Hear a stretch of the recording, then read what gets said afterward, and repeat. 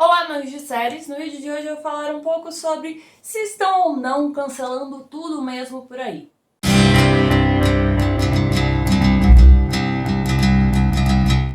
Antes de começar o vídeo, eu peço aqui para você curtir, compartilhar e se inscrever no canal, caso você não seja inscrito.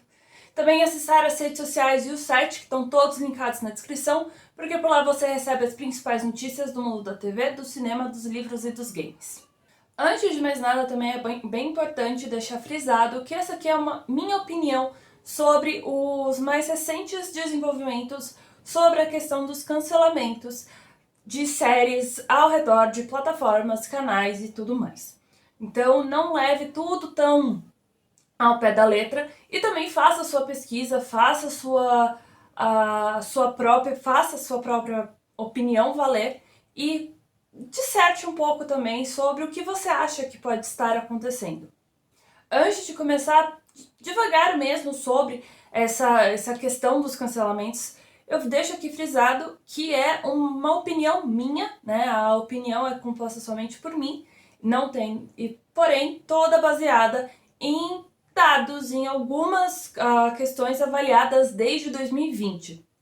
Além disso, eu assisto séries desde 2006, com mais frequência desde 2009, então eu vi muita coisa acontecendo, principalmente nas últimas 2 décadas. Então, tudo o que está acontecendo é muito um reflexo também sobre esses estudos que eu particularmente faço e não está postado em nenhum lugar, é uma coisa que eu pesquiso, então por diversão basicamente, mas que é bem importante deixar frisado isso aqui, que muitas coisas mudaram, principalmente nessas 2 últimas décadas. Então vamos ali com a principal questão, né? Estão ou não cancelando realmente tudo? A resposta mais simples é não e também sim, né?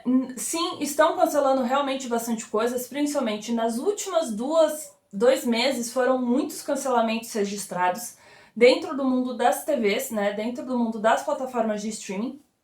Muito disso, muitas colocaram como desculpa, né, como questionamento a questão dos impostos que acabam pagando por essas produções, mesmo que elas estejam quase finalizadas e quase entrando em pós-produção, como é o caso de Minx, que foi a segunda temporada, foi resgatada pela Starz, e já que ela tinha sido cancelada pela HBO Max, e 61st Street e também Invitation to a Bonfire, ambas da AMC, que fez realmente um corte brutal dentro das suas plataformas, numa questão de reformulação também do próprio canal. Mas é preciso também levantar nessa parte a questão dessa parte do sim, estão cancelando, que é a parte da pandemia de Covid-19, que foi quando foi decretado o lockdown em março de 2020.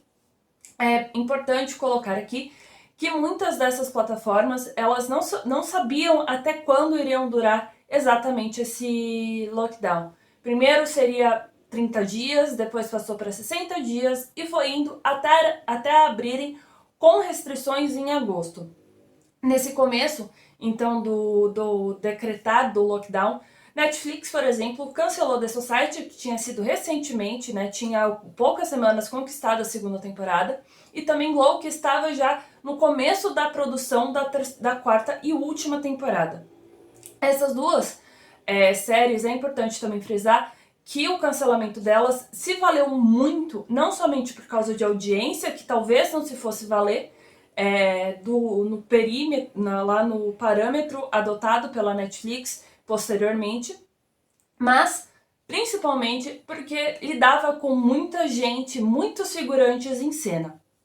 Então, por isso eles preferiram cortar já e não retomar as questões, exatamente porque seria muito trabalhoso, não sabiam quanto a testagem seria eficaz, quanto tempo ficaria ali parado e seria extremamente seguro para que eles continuassem as gravações. Porém, também nesse período, principalmente a partir quando a nova temporada foi instaurada dentro dos Estados Unidos, que uma nova temporada eles colocam a partir de 1º de junho, né, e termina dia 31 de maio do ano seguinte. quando o 1º de junho, eu lembro que muita série foi dada o sinal verde, muita série foi dado o início do desenvolvimento, e principalmente por esse lado, que já que estavam tudo paralisado, seria mais fácil conseguir levantar esse fundo, começar esse desenvolvimento mais aprofundado de algumas séries. Com o avançar das plataformas de streaming no mundo todo, também entra ali uma questão de que precisava fomentar essas plataformas de streaming, deveria trazer novos conteúdos para entrar no catálogo original dessas plataformas. Então, até aquele presente momento, em março de 2020, poucas plataformas de streaming estavam realmente ao redor do mundo. Tínhamos os serviços on demand, né, os serviços de streaming mesmo de cada canal, mas ali em 2020 que chegou a HBO Max ao redor do mundo, e o Disney Plus só chegou em novembro de 2020 ao redor do mundo também. Então, Peacock está somente nos Estados Unidos, né? Mas tem as produções da NBC Universal que acaba chegando por aqui. Mas também ainda era CBS All Access, que existia, ainda não tinha se reformulado para Paramount Plus, e outras plataformas também estavam começando a dar os seus primeiros passos dentro do seu universo. Com isso, então, muitas séries foram dados o sinal verde para continuar ao desenvolvimento. E com isso, aumentou o número de séries produzidas. E aí que entra a minha questão do não. Desde 2010, a FX, o canal pago de assinatura lá dos Estados Unidos, que é derivado da Fox, que por assim, então, quer dizer que é da Disney atualmente, faz um levantamento, né, desde que ela começou desde 2002, para ser mais exato, ela começou a fazer esse levantamento, e só que é mais aprofundado desde 2010, exatamente com o avançar das plataformas de serviços de streaming e tudo mais nos Estados Unidos. Esse levantamento mostrou que em 2022 foram produzidas 599 séries do prime time. Isso se exclui reality shows, geralmente, produções que são colocadas como para a família, que é o caso de produções como Disney Channel, Nickelodeon, e também entra alguns day shows, né, como Kelly Clarkson, Drew Barrymore não entra, mesmo tendo roteiros, porque toda série basicamente tem roteiro, e outras, por exemplo, séries, produções que entram, por exemplo, no Daytime Emmy. O que isso quer dizer? 599 séries foram produzidas somente nos Estados Unidos, que eles consideram ali que Estados Unidos, Canadá e um pouquinho ali do Reino Unido, nem tudo entra, nem tudo sai, porque quando eles acham legal incluir algumas séries. O que isso quer dizer? E aí que entra o meu não estão cancelando tudo.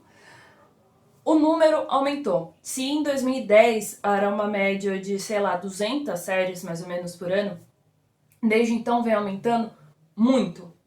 2020, obviamente, deu uma queda, exatamente por causa da pandemia, mas de 2018 para cá foram mais de 100 produções que tiveram séries, temporadas continuadas e também produções originais, né? Produções de novas temporadas, novidades, por assim dizer, né? Séries originais. Então, com isso, o valor de série, o número de séries que acabam sendo canceladas é muito maior, né? É uma questão de proporção. Isso não quer dizer que elas as plataformas estão certas ou erradas de cancelarem X produções, até porque cada uma tem uma medição de audiência e que é extremamente, para mim, né, eu acho extremamente errada a maioria delas, como elas conseguem mensurar. E a Netflix, até pouco tempo, ela colocava, se você assistiu 2 minutos da série, do primeiro episódio da série, já contava que você tinha visto e já contava para um número de audiência, o que é muito bizarro. A Netflix só considera os 28 primeiros dias mais brutos de questão de assistir série, e muitas séries eles acreditam que precisa bater um número, quando não bate eles já acabam cortando. Entendo alguns lados de, por exemplo, custo de produção, como é o caso de Mindhunter, que o David Fincher confirmou nessa última semana que não teremos terceira temporada. Um por causa exatamente da audiência e o outro pelo custo da produção. Então é um lado que acaba sendo... precisa ter o seu valor dentro das métricas que eles usam. Mas também tem os casos de que ninguém sabe porque que eles consideram, pelo lado ali que eles consideram o que é irritar, o que não é irritar dentro da plataforma, e isso eu falo de todas as plataformas, de como eles analisam cada número. E nisso acaba também entrando outras problemáticas. Eu já vi série sendo cancelada com 2 episódios, né, na TV aberta americana. Então, pelo menos hoje em dia, a gente tem uma temporada completa, mesmo que tenha um gancho no final da temporada. O que eu acho que o gancho em si é errado, porque você espera que a audiência toda se engate, né, se prenda com unhas e dentes nessa série, para que a pessoa continue a assistir, para que busque assistir a série uma próxima temporada. O que ficou bem óbvio para mim nesses últimos 3, 4 anos é exatamente esse consumo rápido que ficou evidenciado por como as pessoas acabam consumindo séries, que não é mais de uma forma realmente prazerosa, ao meu ver, já que é tudo através de maratonas, e nem sempre a maratona é extremamente eficaz e que realmente dá o retorno que as plataformas desejam. Um caso bem simples é o caso de Sandman, que o Neil Gaiman precisou ficar mendigando ali no Twitter que as pessoas continuassem assistindo a série, mesmo estando sendo elogiada pela crítica, mesmo sendo elogiada pelos fãs. Ele precisou ficar mendigando porque a Netflix só considera os 28 primeiros dias, e se não atinge X números, a Netflix acaba cancelando. Então, tudo isso acaba sendo pior tanto para a série quanto também para o consumidor e todos aqueles ao redor. Mas isso é um papo para um outro vídeo, e como eu acredito e como eu vejo esse tipo de consumo. Por fim, então, o que dá para tirar, eu acho, que desse meu vídeo?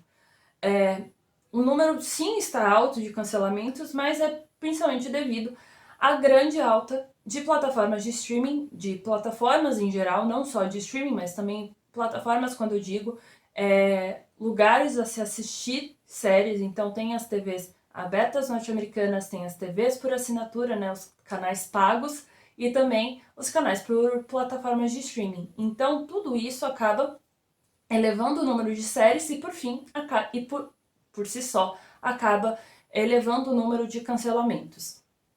E com isso acaba principalmente estourando em algumas bolhas diferentes, porque nós assistimos séries de uma forma que, hoje em dia, que promove esse tipo de impacto. Não necessariamente é bom ou ruim, mas aí cada um tira da sua própria conclusão, porque é um tema muito complexo também, que é muito difícil ser explanado em um vídeo de 30 minutos que seja, ou menos, por assim só. Teria que ser realmente um podcast gigante para conseguir espremer mais sobre cada uma dessas alternativas e por que tudo isso acontece.